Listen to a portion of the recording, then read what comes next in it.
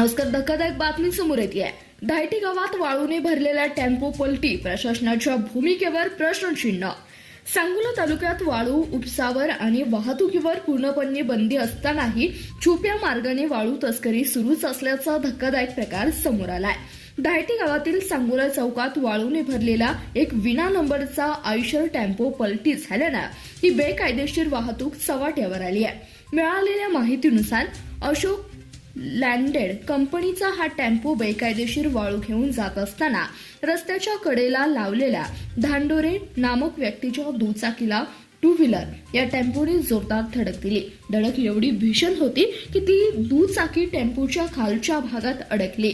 ड्रायव्हरने गाडी न थांबवता दुचाकी अडकलेल्या स्थितीतच तब्बल अर्धा किलोमीटर पर्यंत टेम्पो पुढे ओढत नेला.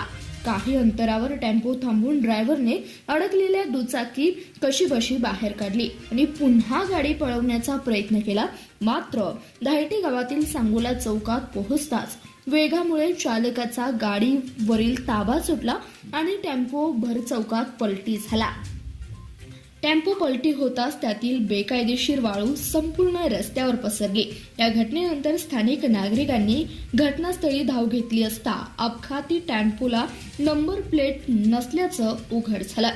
सांगोला तालुक्यात वाळू उपशावर अधिकृत बंदी असताना हा वाळू साठा आला कुठून आणि विना नंबर प्लेटच्या अशा किती गाड्या तालुक्यात खुलेआम फिरत आहेत असा संतप्त सवाल नागरिकांमधून विचारला जातोय.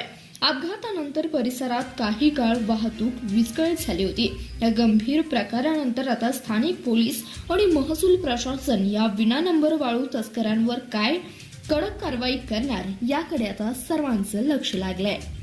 धन्यवाद. प्रतिनिधी संतोष शेडगे, CBS न्यूज मराठी, सांगोला.